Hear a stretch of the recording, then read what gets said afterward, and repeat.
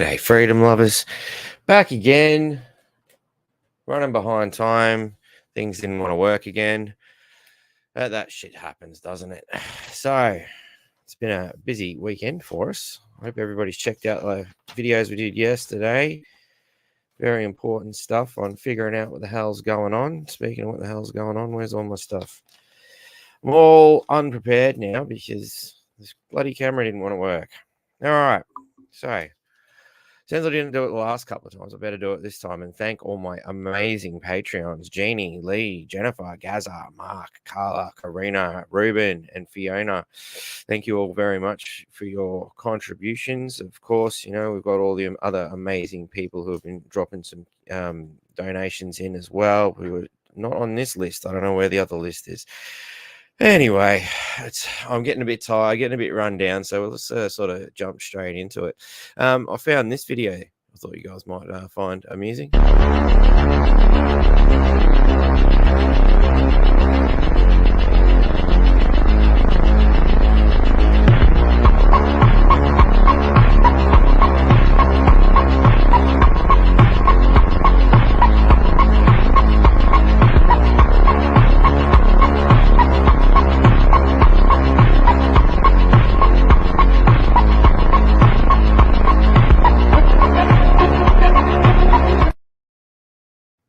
So I got a bit of a laugh out of it.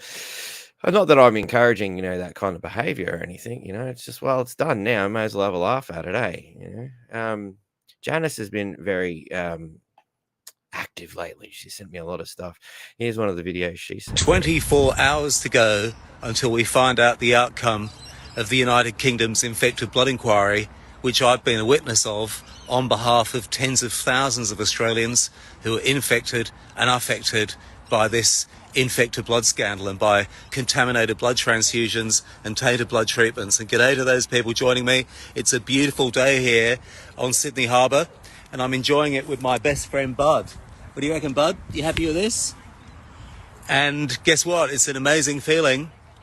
For those of you that don't know, I've been campaigning for justice for the Australian victims of this global scandal all my life. I'm 51. I've been at it since I was a kid. And wow, the corruption that I've encountered over 30 years of campaigning is nothing short of spectacular.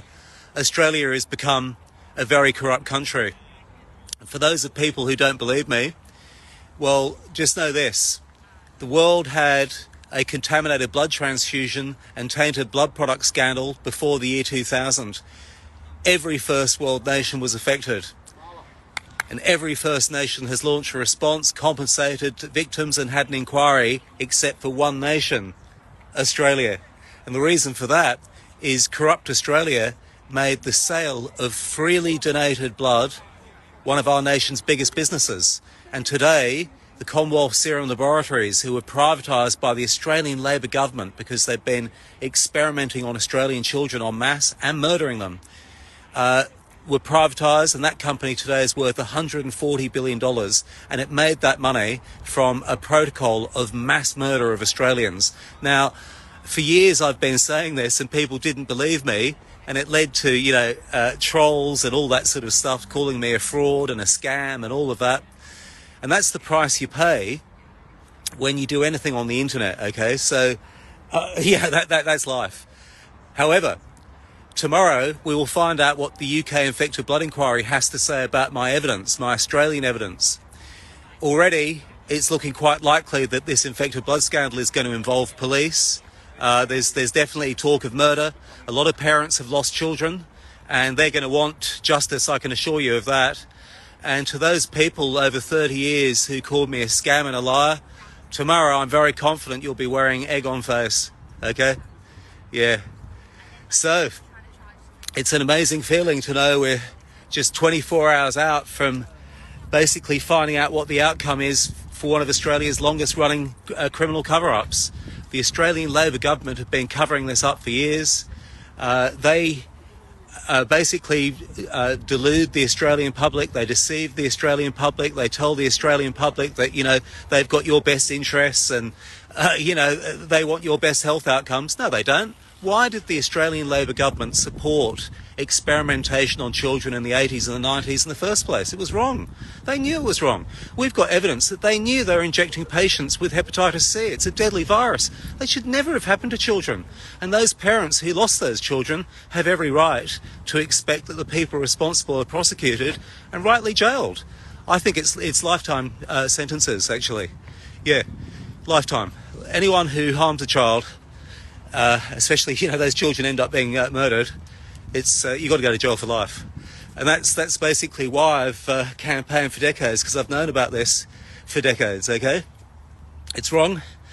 And we've had a nation's bureaucracy who have made, for decades, have had these really fantastic salaries, and yet they've been lying to us. Why are we paying to have public servants lie to us about things related to child murder? No. It's got to change, and so 24 hours now, I'm waiting on a British judge who'll hopefully help us change it by calling for a royal commission into this fiasco called the Australian public health system. And as soon as I get that, I can assure you a legal team will be moving very quickly, and we're going to see to it that anyone involved is prosecuted, anyone involved with the cover-up. Australia's Prime Minister, Anthony Albanese, we wrote to him 2 years ago, we were completely ignored. Given that we now know that he's covering up child murder and that he's involved, we're going to make moves after tomorrow to immediately have him removed from power. Thank you for watching, and 24 hours to go. I'm crossing my fingers, I can tell you that much. See you later. So I'll have to check in to see what's going on there a little bit more. It was one of those ones I sort of grabbed and tucked away and sadly didn't realize the full extent of that. Where are we? I hadn't said hello to people. G'day, Valerie. How are ya? Waldo, Laura, Wayne. Thought the problem was at my end. Okay. Morning all. No, the problem's probably my end, Wayne. Okay, Victoria. Russell, how are you, mate? Tanya, protest organised for the 4th of June. PH Canberra. How can I send you the post? If you're sending it to me, NQ Freedom Network at Proton Mail. There's the email, and it should also be in the description. So just check in the description. You should be able to copy and paste it from there. While we've got these things up, don't consider being a Patreon while you're looking through those links in the description. It's stuff's available via the link tree as well, where you can find all the other links to pages if something's not functioning properly. Facebook's becoming increasingly painful to get set up to. And here I am at the last minute turning them on one at a time because it just doesn't seem to want to play at the moment. Typical Facebook, we're supposed to trust these setups, they couldn't organise a piss on a brewery down at Facebook, I reckon. Right. Interesting to hear what Elbow says now after ignoring Charles Mackenzie and all the other victims. Yes, it will. We might have to get him on and have a yarn, I think. We might check that one out. So I'll make a note to suss him out.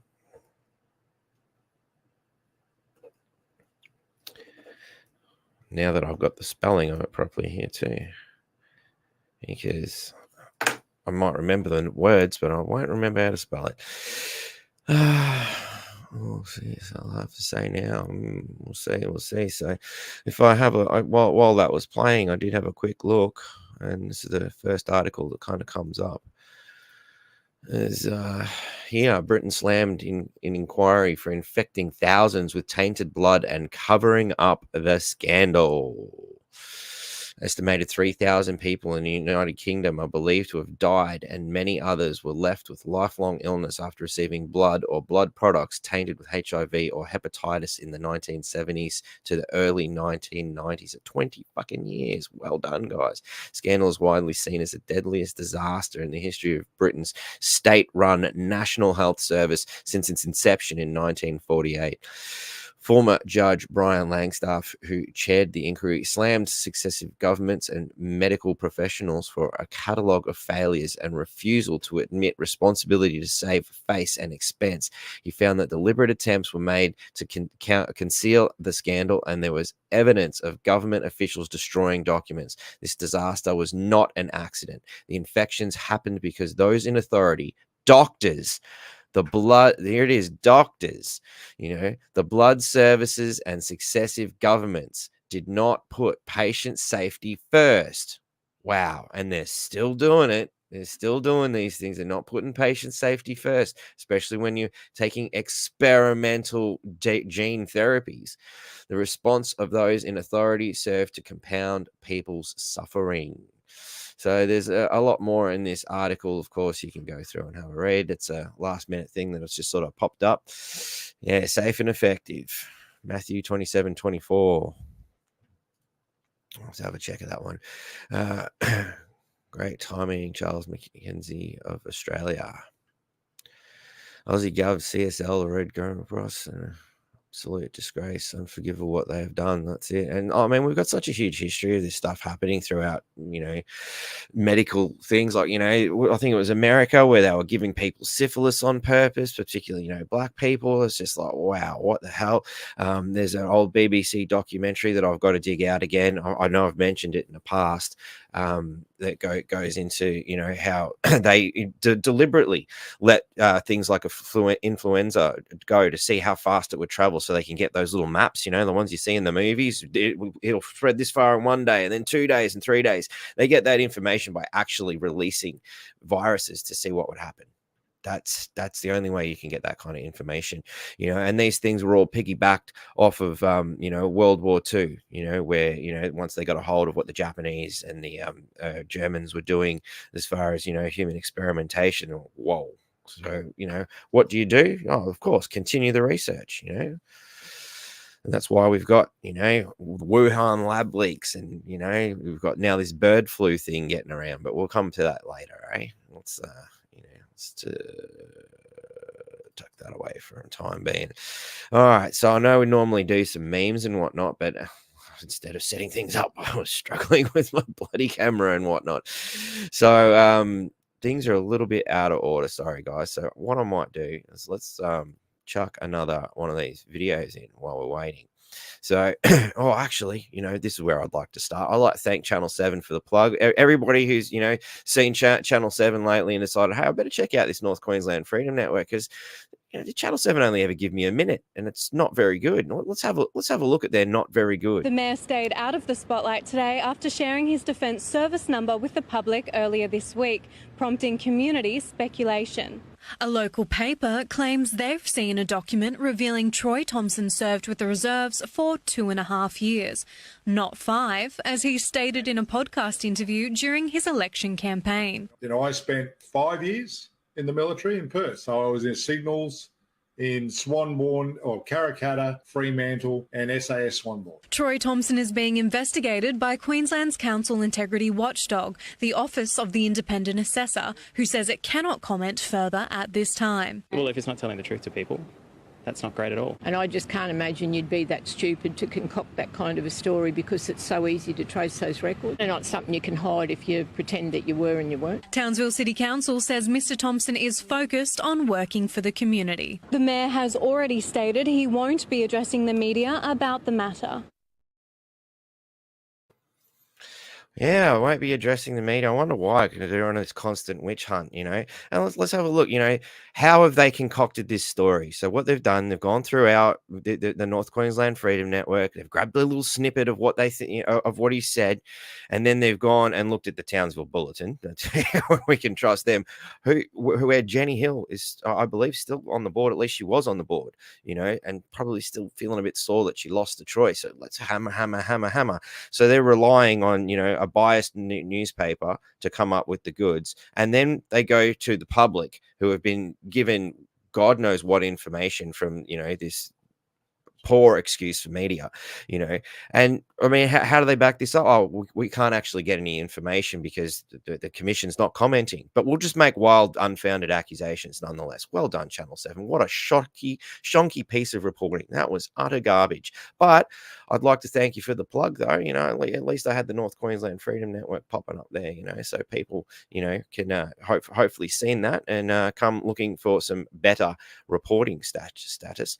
And Troy has has said to me that he will hope, at the moment we've got him booked in for next month to come and have a yarn about what's going on, and we'll get the truth or the story from the horse's mouth itself. We'll see what's going on, and we'll figure out what's actually happened.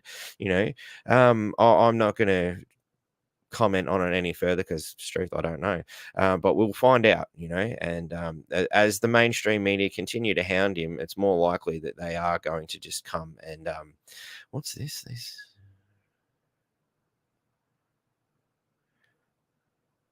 okay, I might have to have a look at this link. Looks interesting.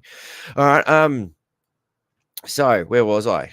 We're going to chuck in some more videos so while I get things going. So here's something on renewables by good old Jared. I know that you've said you've got you're working on your total cost. Have you done an environmental impact on the impact of transmission lines, turbines on our wildlife, our native fauna and flora, in particular to koalas? How many koalas are going to be either have to be relocated, moved, in regard to our eagle hawks, etc.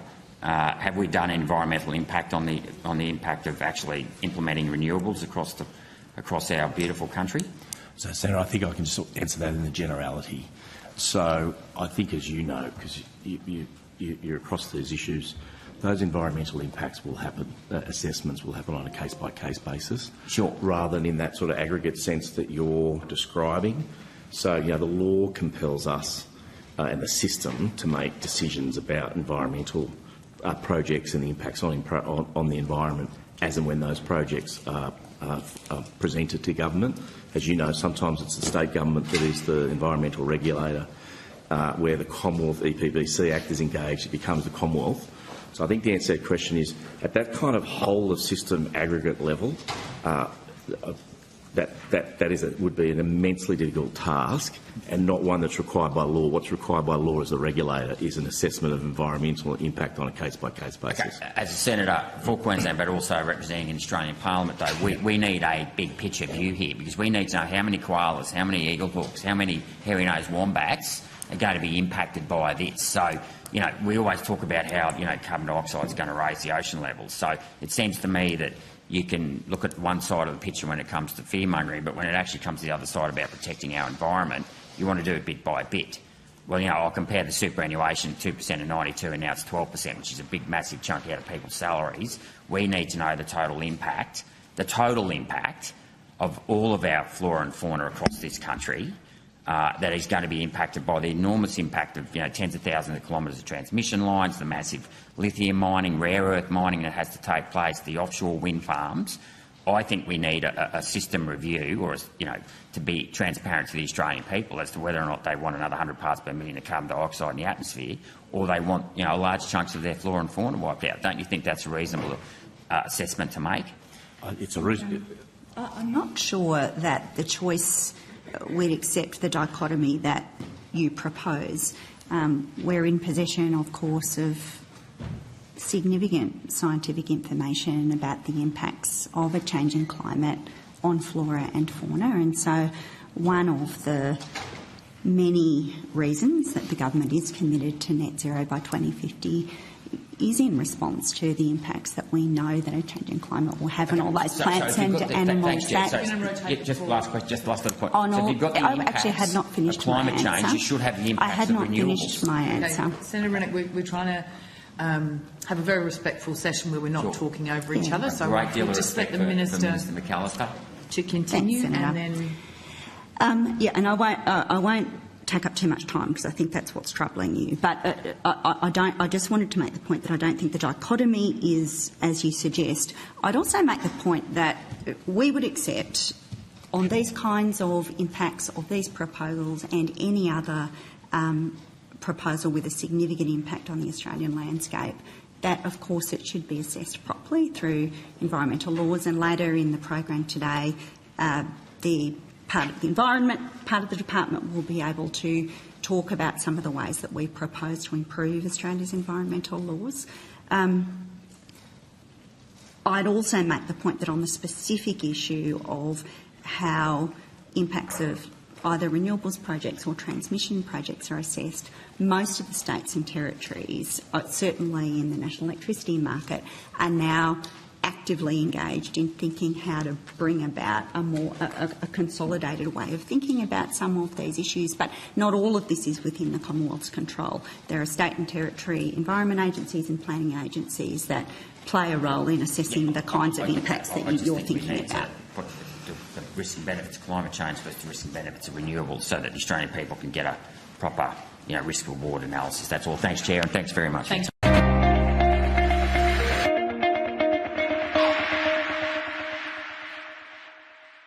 Authorised G. Rennie. Yeah, they're not really forthcoming with that information, are they? They don't really want to tell you what's going on, because if you actually understood what was going on, you might be against it. It's a giant scam, and we know it's just scam after scam after scam with our government at the moment.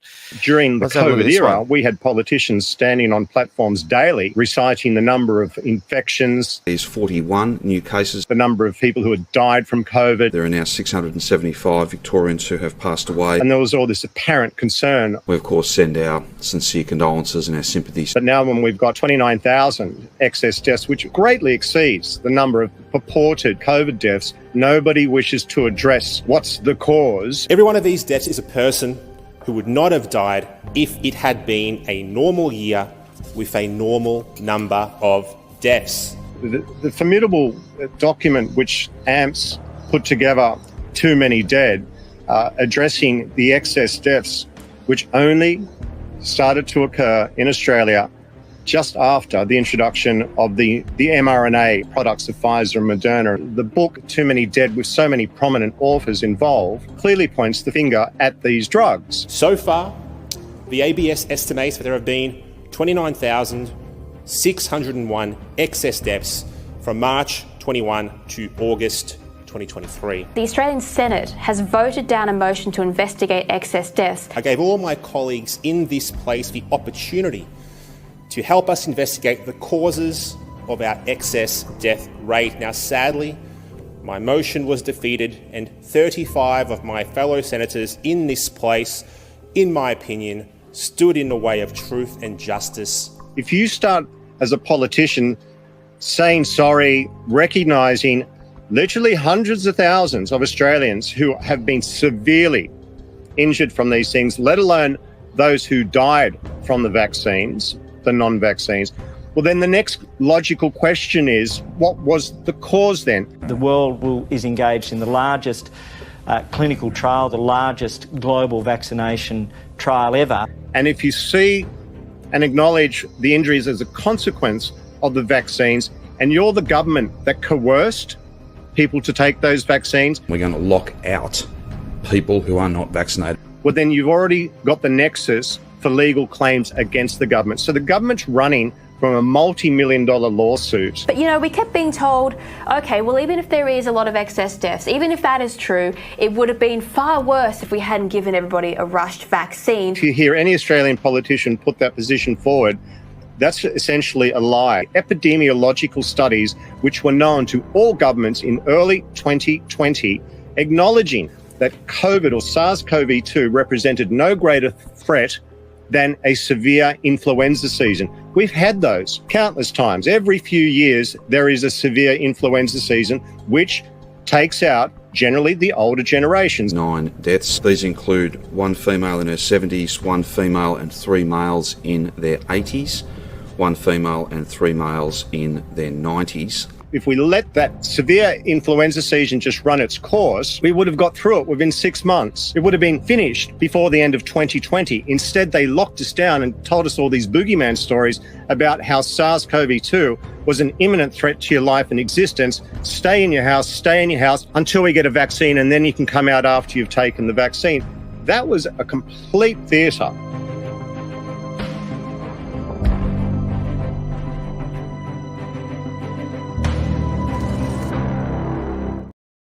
There you go. Some more theatre.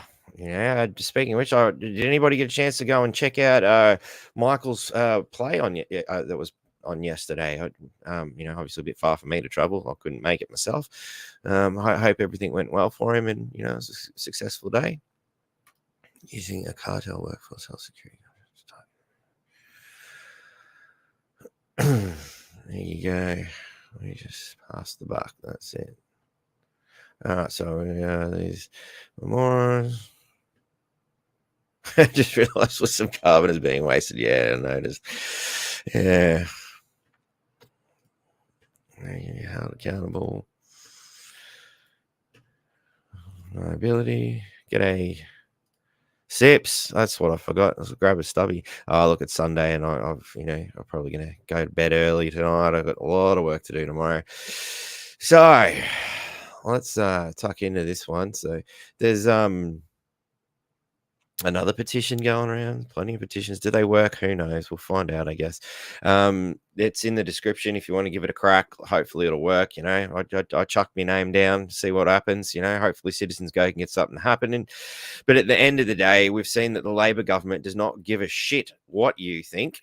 It's going to do what it wants to do regardless. So don't be surprised if this is all just a waste of time, because the Labor government just don't care. They're well and truly in the pocket of, Klaus Schwab and the rest of his mates. They just want control over the entire friggin' world, and they don't give a shit what they do or how they do it, so long as they get it. They're ramming it through as fast as they can. We'll see what happens. So, give it a shot. 2 million of us look like they've signed so far. Let's get it to 5 million. Hey, that would be friggin' cool. So, chuck a couple of names down. Will they ignore us? Probably, but hey, let's give it a go. Good old Children Health Defense. We were having a talk about the bird flu, and the US is bankrolling creation of a deadlier, more contagious bird flu strains. Bet you didn't see that coming. I know I was shocked to read this, It's totally caught me off guard. Not. Under the guise of creating bird flu vaccines, US government agencies and private funders like Bill and Melinda Gates Foundation, there it is again, are bankrolling gain-of-function research to make bird flu viruses more lethal and transmissible among mammals. What a shock. I can't believe that they would do these things. This must be bullshit, especially since it's coming from, Children's Health Defense. What would they know? US health officials only recently admitted to funding gain-of-function research at the Wuhan Institution of Virology in China, but for decades, the US government has funded the same type of dangerous research on bird flu in the US. And that research continues today. Wow, is that how these things happen? The Centers for Disease Control and Prevention, well, I don't know about the prevention, perhaps that should be to creation, the Biomedical Advanced Research and Developmental Authority, and the National Institute of Allergy and Infectious Disease, the U.S. Department of Agriculture, even the Bill and Melinda Gates Foundation have funded or are funding research to make bird flu more pathogenic and more transmissible to mammals. Why would you do this, you fucking idiots, And again, like I said, it goes all the way back to World War II, where they discovered all this stuff and thought, wow, that's a good idea. We better keep that going. Glad we got a hold of them before they done it to us. Let's do it to ourselves. Fucking hell. What goes through these people's head? Like, why would you do this shit? Appearing on the Kim Invasion show in May 16, Brian Hooker, Children Defense Chief, said he is concerned the US is making agents of biological destruction that could put us in another pandemic. Could put us in another pandemic. Wow. Once wasn't enough. Let's do it again. Hooker echoed warnings by former CDC Director Robert Redford, who suggested the next pandemic would be sparked by a leak from a lab working to humanize bird flu viruses. Look at this. Obviously, most worried about bird flu, probably because you're funding it. Right now, it takes 5 amino acid change to make it effectively infecting humans. The fact that they know that is disturbing. That's a pretty heavy species barrier. But in the laboratory, I could make it. Let's have a look. What's the rest of it? But in a laboratory, I could make it highly infectious for humans in months. So I don't think that research should be done. That's the real threat. That's the real biosecurity threat. That these university labs are doing these bio experiments that are intentionally modifying viruses. And I think bird flu, is going to be the cause of the great pandemic, where they are teaching these viruses how to be more infectious for humans. It's notable that Redford made these statements just a couple of weeks after, on a contagious discourse, we warned about the USDA China doing gain of function work on the H5N1 bird flu since 2021. I could make it more infectious. There you go. Oh, looks like I already clicked that one from before. So there you go. In other news, Klaus Schwab to vacate top post. Actually, where are we going here? I'm not sure how we even give that a fail. Like, I mean, I think it's going to be a success. It's a interesting one. I hope you guys are taking notes. Good old Labor government sips. Thanks, guys. Yeah, this is a great explanation how the world is not overpopulated. Yeah, it's all bullshit.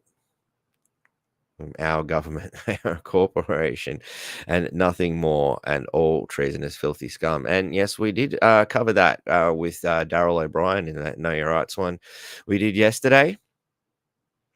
So we're going to get a name out there for the UN's multicolored logo lapel, the Schwab sticker. Oh, like good one, Russell. That's good. Isn't it strange? We do research here too. Yes, I don't think it's strange. I think it's fucked. Klaus is just changing job title. Yeah, I dare say so. So, where were we? Klaus Schwab to vacate top post. All right. So, Klaus Schwab, founder and executive chairman of the World Economic Forum, will step down from his leadership role, according to Semaphore. Schwab, who is 86, has headed the WEF since 1971. 53 years, I guess, about 53 years of tyranny. He reportedly announced his decision in an email sent today to staff. Semaphore obtained the email at press time. There was no mention of Schwab's decision to step down on the WEF website or social media accounts. According to Semaphore, Schwab will transition, transitioning, you gotta love that, to a role as non-executive chairperson. So there you go. He's just changing jobs, just like you said, pending the Swiss government's approval of the change, which is expected to become official by January 2025. The WEF-based Davos, Switzerland, hosts its annual meeting there each January. WEF transitioning to global leader in public-private cooperation. How do you keep public and private at the same time? Interesting. So yeah, there's plenty more to go on that one, but yeah, there you go. Who's going to be the next grumpy looking dictator? Look at this face. Doesn't that just inspire confidence? Like those eyes are just like, I really just want to see you all die. Yeah, what a scumbag. All right, this one my son sent me. Ballarat, Clarendon. So, g'day, Tyler. Thanks for that. College bans water bottles in classrooms for some students as part of a new trial. So, prestigious private school in Victoria, Ballarat, has banned water bottles in the classroom for some of its students, a move that one pupil says is jeopardizing students' rights. That one pupil, right? Ballarat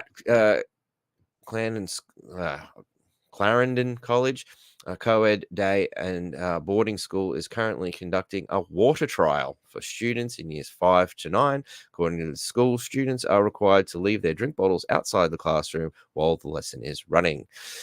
Nice, safe place to keep things. Who knows what they're going to? People could slip in there while you're not watching. It's this day and age. God knows what people do.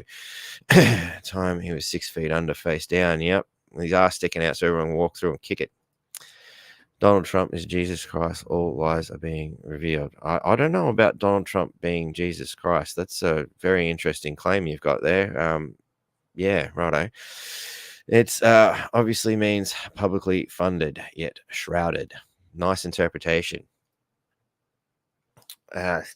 Students who have medical conditions and require constant access to water are exempt from the trial. So, yeah, what do you think of that? Should they be saying you can't have your drink bottles? It's banning water is jeopardizing students' rights. They reckon it seems to be more focused. But what was it? I was reading it, and it goes, being about the numbers on their VCE exams, and I think that's one of the biggest problems, especially with this friggin' what's that stupid NAP plan fucking thing? They spend half the year worrying about, the results of a friggin' exam. And what are the students learning? How to do tests? That's, how to make sure we get the right numbers going for the school. This is stupid. Just teach the kids. Stop stuffing around with this bullshit. Got sick of bottle flipping. Kids hit with flying bottles and spilling Stanley cups. All my kids know water bottles belong in bags, and they, look at this. Look at the numbers they charge at this school: $13,000 up to $20,000 to go to this school. I don't think I'd be paying that. That's for sure. Couldn't afford it. Anyway, moving along. Meet the 40 new billionaires. So I believe this is some more of the stuff that Janice has sent me. So I got my normal note thing here. Yeah. So the 40 billionaires. Janice has sent me lots of stuff. Janice, the way you're sending stuff, I reckon you could almost come on here and, present some stuff on the show yourself. You so much stuff come through this week. But yeah, here's our 40 new billionaires. Shortly after the World Health Organization declared COVID-19 a global pandemic in March 11, 2020, markets collapsed and economies around the world plunged into recession. At the same time, hundreds of billionaires fell from the ranks of Forbes' world billionaire list, capturing a snapshot of the pandemic's impact on the fortunes of the world's wealthiest people. I was really, really upset that, all these wealthy people lost their money. What about the people who couldn't get to work and pay their bills? 1 year later, things couldn't be more different. A record 493 new billionaires joined the list this year, propelled by a red-hot stock market and unprecedented economic stimulus. Among those newcomers are at least 40 new entrants who draw their fortunes from companies involved in fighting COVID-19. Some such as Moderna CEO Stephanie Bankel, I guess they say that, and BioNTech co-founder, I'm not even going to try. It's got all these weird bloody things happening on there, have become household names. I've never heard of them before until now. Anyway, thanks to the vaccines they helped develop. Can we still call them vaccines? Come on. Seriously? When was this bloody printed? Well, it was made in 2021, and it is a bit of an old article. So I guess they didn't know back then it was a bioweapon, perhaps. I don't know. Speaking of which, should we still be on YouTube? I don't know. Like, YouTube, seriously, come join us on something else, because, they just don't like freedom. So we're going to have to move along. You guys got a little taste of where we're going with this. And, sorry, come join us on Rumble, Facebook, X, anywhere. But, just good old PooTube. So